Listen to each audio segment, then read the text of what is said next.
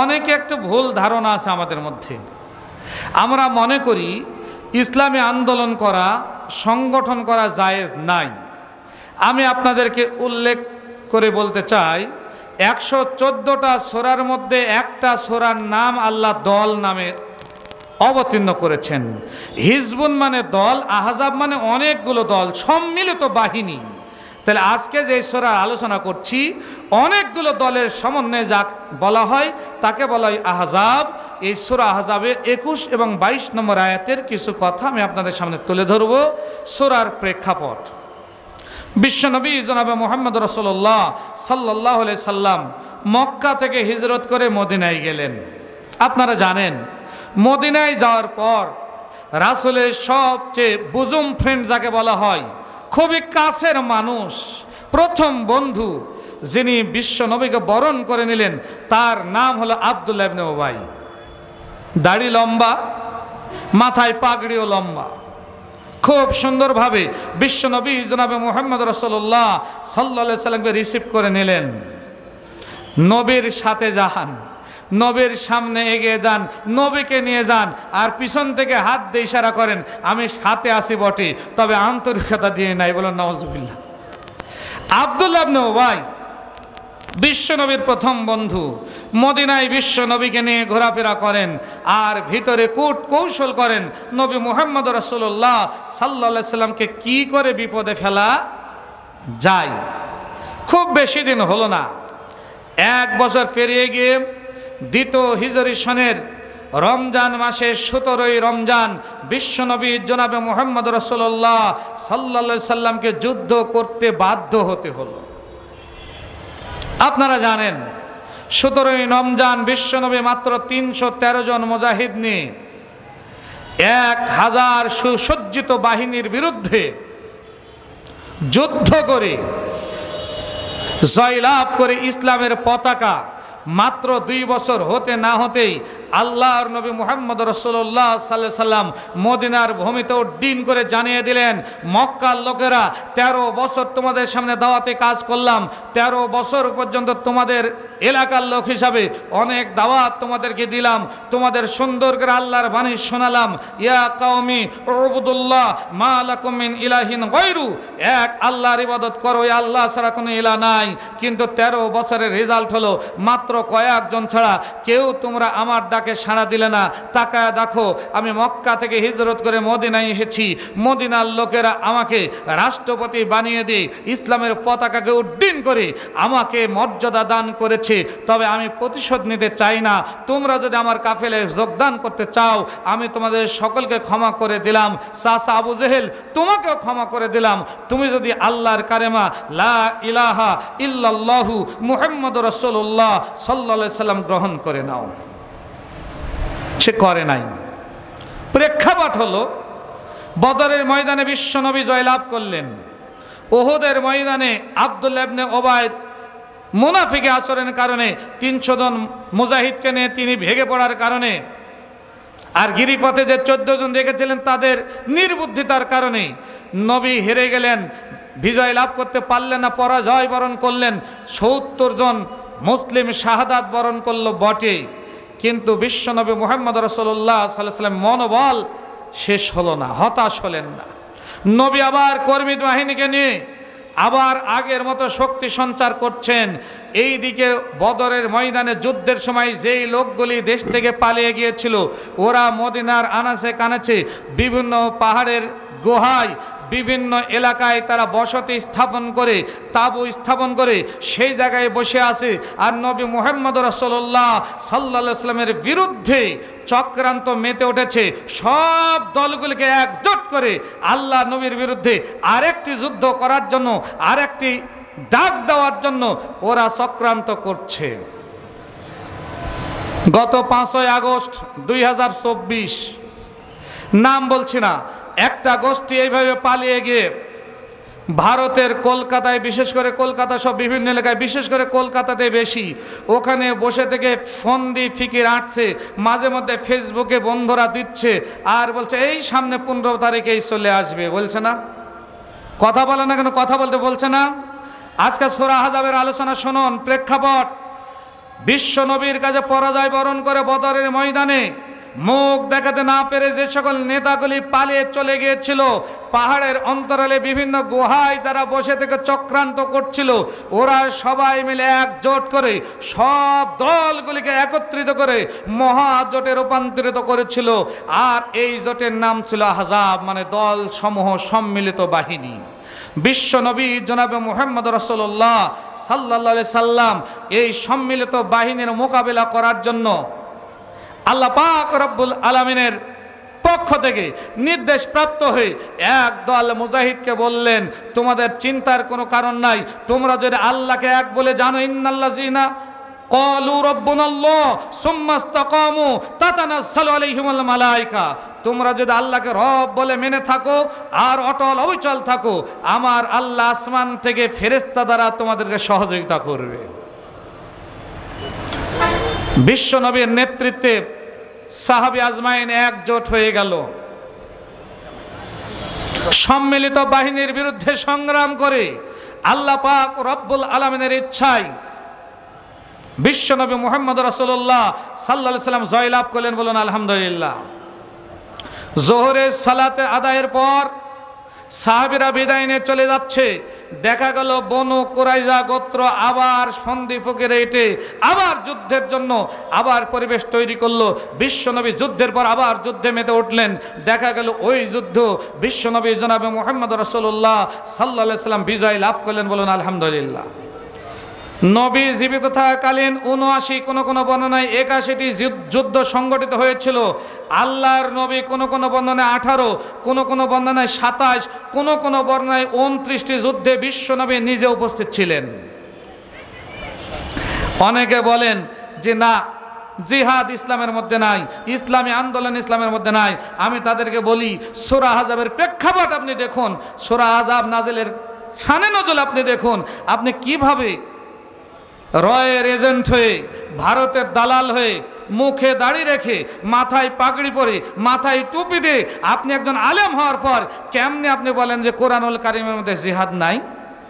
আছেন এরকম লোক? কথা বলেন না, আছেন এরকম লোক? সকালে বলে এক, বিকালে আর এক। আল্লাহ পাক রব্বুল আলামিন বলছে, হে নবী, চিন্তার কোনো কারণ নাই। আমি আল্লাহ পাক রব্বুল আলামিন অভয় দিয়ে তোমাকে বলে দিতে চাই, তোমার একটু চিন্তা করতে হবে না। যারা তোমার বিরুদ্ধে চক্রান্ত করছে, নবী শুনুন, ইয়া আইয়ুহান নবী ইত্তাকিল্লাহ, হে আমার নবী, একমাত্র আমি আল্লাহ, আমাকে ভয় করো। ওয়ালা তুতিল কাফিরিন ওয়াল মুনাফিকিন, তোমরা কাফিরদেরকেও ভয় করো না, মুনাফিককেও ভয় করো না। কাফিরকেও ভয় করো না, মুনাফিককে ভয় করো না, কাফিরের অনুসরণ করো না। ওয়ালা তুতি, অনুসরণ করো না, কাফিরের অনুসরণ করো না, মুনাফিকের অনুসরণ করো না। এক প্রকার কপট মুনাফিক যারা মসজিদেও যাচ্ছে, আবার বাহিরে এসে আলেম ওলামাদের বিরুদ্ধেও কথা বলছে। বিশ্বনবী জনাবে মুহাম্মদ রাসূলুল্লাহ সাল্লাল্লাহু আলাইহি সাল্লামের সময় একটা গ্রুপ ছিল যার নেতৃত্ব দিত আব্দুল্লাহ ইবনে উবাই। এখনো যারা ওই কাজ করেন তারা হচ্ছেন আব্দুল্লাহ ইবনে উবাইয়ের দোসর, আব্দুল্লাহ ইবনে উবাইয়ের উত্তরসূরি। কথা সঠিক না বেঠিক? কথা বলে না কেন, সঠিক না বেঠিক? সূরা আহজাবের ১ এবং ২ নম্বর আয়াতে আল্লাহ বলছেন, হে নবী, আমি আল্লাহ, আমাকে ভয় করো। ওয়ালা তুতিল কাফিরিন ওয়াল মুনাফিকিন, কাফির আর মুনাফিকদের অনুসরণের কোনো দরকার নাই। ইন্নাল্লাহ কানা আলিমান হাকিমা, নিশ্চয় আমি আল্লাহ মহাজ্ঞানী, মহাবিজ্ঞানী। আপনারা শুনে খুশি হবেন, মহাবিচারক, মহাবিজ্ঞানী আল্লাহ। বাংলাদেশে বর্তমানে একটা বিচার প্রক্রিয়া আপনারা দেখেছেন, মান হাফারা হুফেরা, যে গর্ত কাটে সেই গর্তে পড়ে। আন্তর্জাতিক অপরাধ ট্রাইব্যুনালে তৈরি করে আল্লামা দেলোয়ার হোসেন সাইদি সহ অসংখ্য মক্তে মুজাহিদকে পৃথিবীর বুক থেকে কাউকে ফাঁসির কাস্টে ঝুলিয়ে দেওয়া হয়েছে, কাউকে বা জেলখানায় রেখে এমনিতেই শেষ করে দেওয়া হয়েছে। বর্তমানে যারা তা তৈরি করেছিল এখন ওই ফাঁদে তারাই পড়ে গেছে, ওই ফাঁদে তারাই পড়ে গেছে। বিশ্বনবী জনাবে মুহাম্মদ রাসূলুল্লাহ সাল্লাল্লাহু আলাইহি সাল্লামকে হত্যা করার জন্য চাচা আবু জেহেল বিশাল একটা গর্ত তৈরি করেছিলেন, আপনাদের জানা কথা। অনেক বড় একটা গর্ত ঢাকনা দিয়ে দিয়েছেন যে নবীকে আমার ভাতিজা সরাসরি হত্যা না করে গর্তের মধ্যে ফেলে হত্যা করব। দূত পাঠালেন, যাও ভাতিজাকে ডাক দাও। বিশ্ব নবীর কাছে গিয়ে বলছেন, তোমার চাচা আবু জেহেল তোমাকে ডাকছে। নবী দাঁড়িয়ে গেছেন, জিবরিল আমিন আলাইহিস সালাতু সালাম দাঁড়িয়ে গিয়ে বলছে, ইয়া রাসূলুল্লাহ, হাবিবাল্লাহ, সামনের দিকে আপনি যেতে পারবেন না, আল্লাহর আরশ মুবারক থেকে আপনাকে অর্ডার দেওয়া হয় নাই, তাকে ফিরিয়ে দিন। ফিরিয়ে দেওয়া হলে বলে পরে যাব। একটু পর আবার পাঠালেন, যাও গিয়ে বলো তোমার চাচা তোমাকে ডাকে। আবার এসে বলছেন, ওগো মুহাম্মদ সাল্লাল্লাহু আলাইহি সাল্লাম, তোমার চাচা তোমাকে ডাকে, এখনই চলো। বিশ্বনবী দাঁড়ালেন যে চাচার ডাকে যাবেন, এমন মুহূর্তে আবারও জিবরিল আমিন দাঁড়িয়ে গিয়ে বলছেন, ইয়া রাসূলুল্লাহ, হাবিবাল্লাহ, আল্লাহর আরশ মুবারক থেকে এখন অর্ডার পাস হয়নি, আপনি যাবেন না। বলে যাও বলো পরে যাব। আবু জেহেল রেগে গেছেন, বলছে যে বলো তোমার চাচা এবং মক্কার গভর্নমেন্ট, মক্কার সরকার তোমাকে ডেকেছে, এখনই চলো।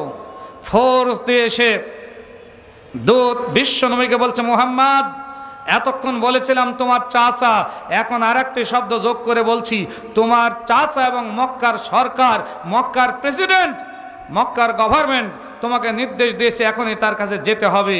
বিশ্ব নবী দাঁড়িয়ে গেছেন, জিবরিল আমিন আলাইহিস সালাতু সালাম দাঁড়িয়ে গিয়ে বলছেন, ইয়া রাসূলুল্লাহ, হাবিবাল্লাহ, এখন আল্লাহর আরশ মোবারক থেকে বিল পাস হয় নাই, অর্ডার পাস হয় নাই, তোমার যাওয়ার কোনো দরকার নাই। বলে বলো বাড়িতে মেহমান এসেছে, মেহমানকে বিদায় দিয়ে যাব। দূত চলে গেলেন। আবু জেহেলকে গিয়ে বলছেন, আপনার ভাতিজার মেহমান বাড়িতে এসেছে, ওনাকে বিদায় দিয়ে তারপরে আসবেন। আবু জেহেল চরম খেপে গেছে, আমার চাইতে বড় মেহমানকে, আমি তাকে ডাকলাম, আমার ডাকে সাড়া না দিয়ে সে মেহমান নিয়ে বসে আছে, চলো তো দেখি, আমি তাকে দেখব। আবু জেহেল চরম খেপে গেছে, লাফিয়ে উঠল, এক ধাপ দিল, দুই ধাপ, আড়াই ধাপ দেওয়ার সঙ্গে সঙ্গে যেই গর্ত খুঁড়েছিল নবীকে হত্যা করার জন্য, মিস্টার আবু জেহেল গর্তের মধ্যে পড়ে গেছে।